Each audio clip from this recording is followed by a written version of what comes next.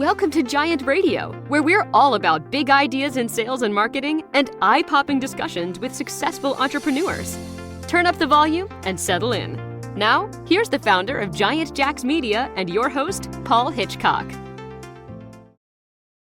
Hi, everybody. This is Paul Hitchcock. I'm the founder and president of Giant Jacks Media, and this is my channel, Giant TV, where I have entrepreneurs on here, people doing really interesting things, and Mike Kraft is certainly one of them. Welcome, Mike.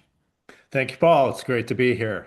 Yeah, and you and I have gotten to know each other prior to doing this, and you've got a very interesting business. You have your own executive coaching practice.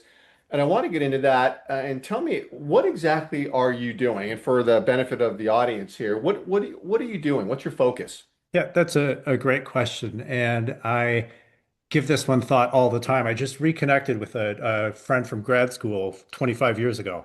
And we Oh, literally haven't talked in 25 years. oh wow. How'd you guys reconnect? You just found each other somewhere? He reached out to me on LinkedIn.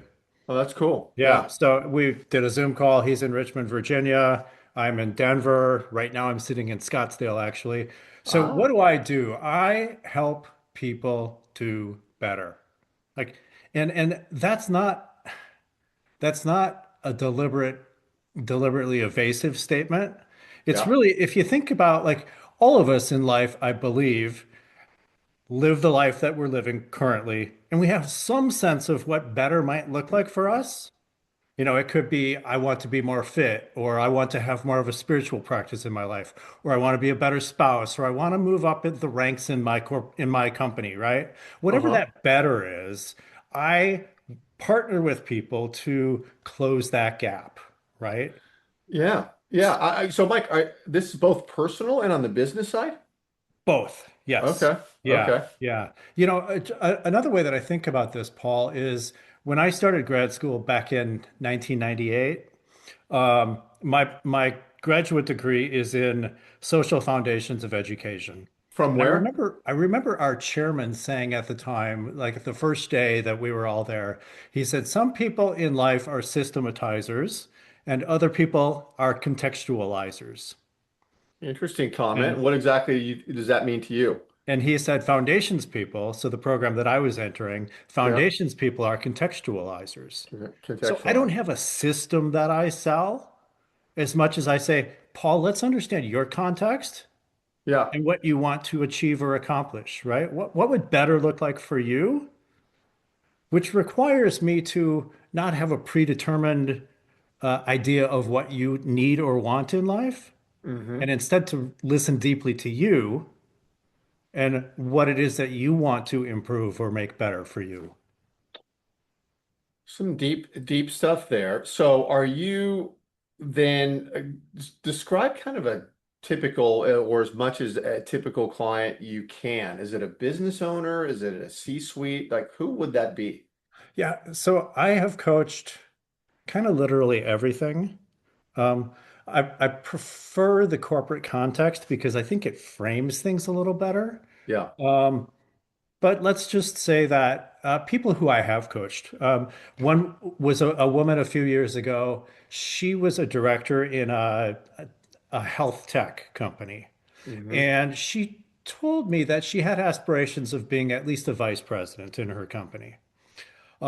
She had been invited recently to attend some VP meeting. And she tells me, so I just sit there quietly and listen and try to absorb. And I said, well, why are you not talking? And she said, well, I don't want to presume that I know. And I said, well, what if you ask questions? Because I'll bet a lot of people have questions, right? Yeah. So, and it teaches you, it shows people that you're interested. It teaches you to think more strategically because you're asking questions and connecting dots, right? Things of that Yeah. sort. And by the time she and I finished working together, she had, in fact, been promoted to VP. Oh, that's great. So, Yeah. that's super exciting for me because she learned a lot about just showing up and asking the dumb question Yeah. that a lot of us are afraid to ask, even though we're all thinking it, right? Yes. Yes. And when you show up interested like that and courageous enough to ask those questions, I believe that there's a real dividend for people. Oh yeah. Oh You yeah. And know? that's a great example. Well, if you go into it, So I imagine if you're all ears going into it, which I think is fantastic, then you've got to kind of flesh things out too, though, right? Because someone might be struggling with exactly what the issues are. So I would imagine you're interacting there to flesh things out. Yeah. Yeah. And when you say flesh things out, you mean try to really tease out what's the issue? Exactly. Okay. Exactly. Okay. Yeah. Yeah. And just like that, just like like Yes.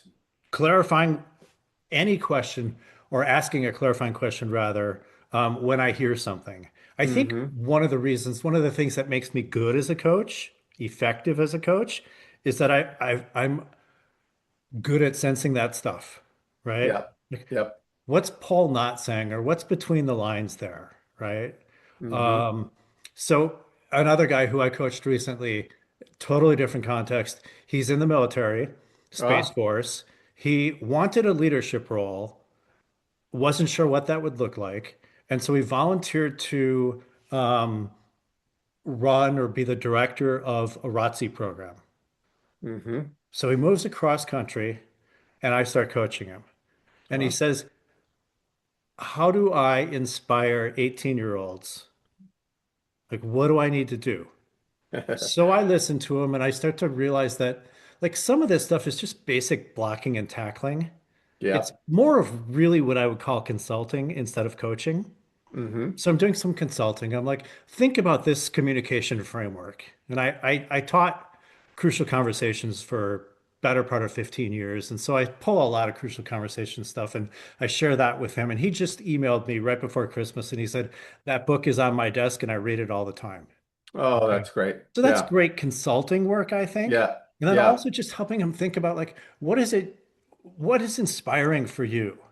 Right? Mm-hmm. And lead from that place. If Mm-hmm. you're inspiring, you will inspire, right? Yeah.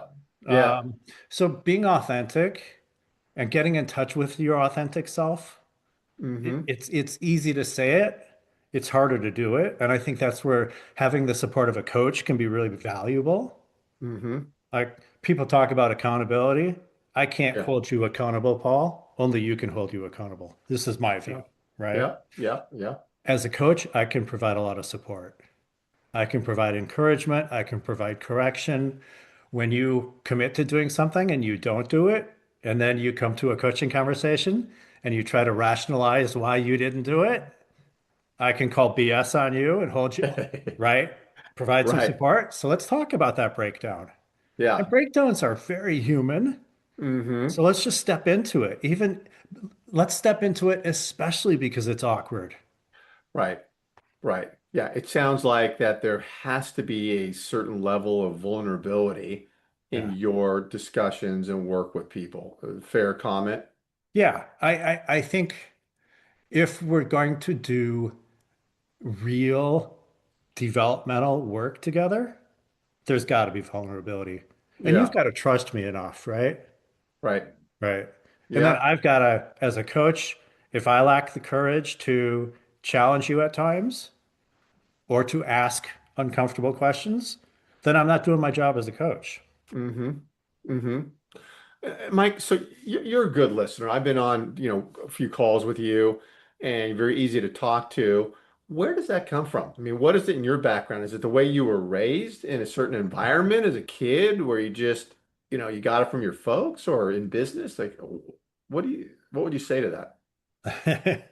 That's an interesting question. It certainly isn't the way I was raised. I grew up in a family where nobody talked about anything ever. I found the courage, the tenacity to challenge, to ask the uncomfortable questions. Hmm. In a family where nobody ever talked about anything, Yeah. I wanted to talk about things. Yeah. I didn't Yeah. do it in such a healthy way as a kid, but if I was born with a save the world complex, and I really believe like part of my purpose in being on this planet is to help make things better for people, to save the planet.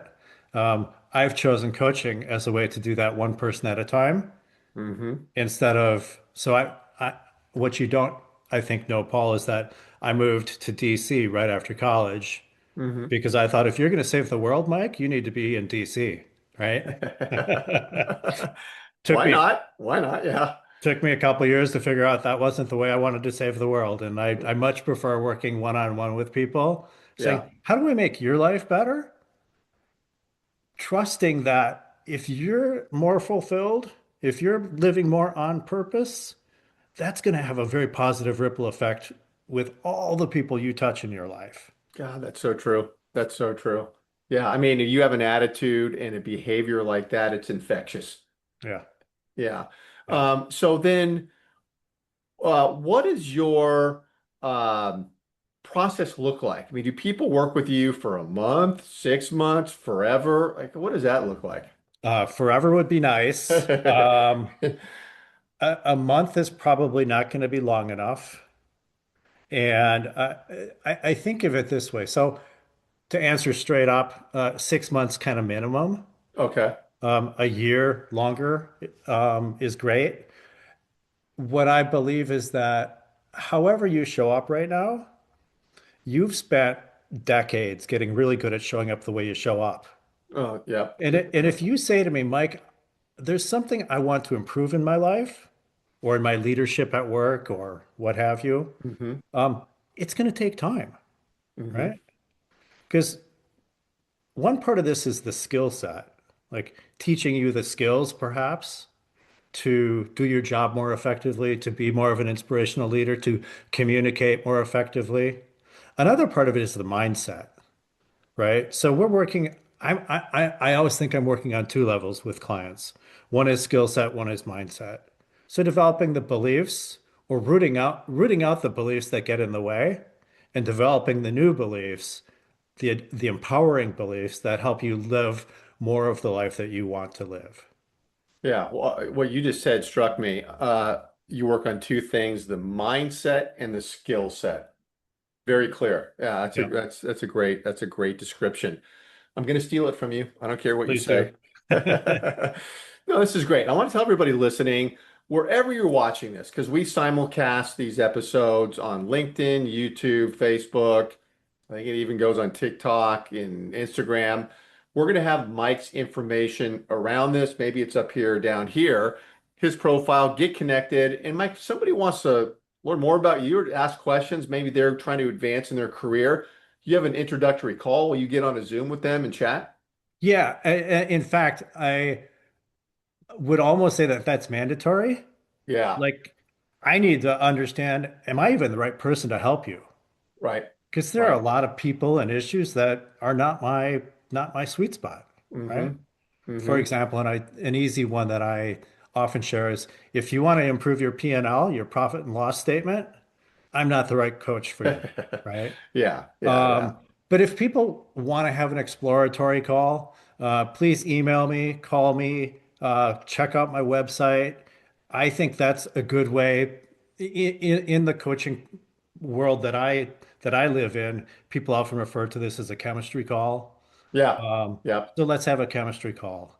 Yeah. And if it's two calls, if it's three calls, let's do that because I want you, if it's you, Paul, I want you to know that you're with the right person, so to speak, Yeah. right? Yeah. No, and your LinkedIn profile is great. I'm looking at it now. We'll have that around here, and your sites are you can get everyone can get to all your stuff through there.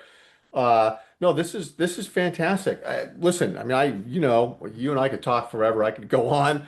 Uh, really appreciate you doing this and being on here. I know you and I will talk again. Yeah. Well, I will look forward to that, and I'm just grateful to you for this opportunity to do the interview.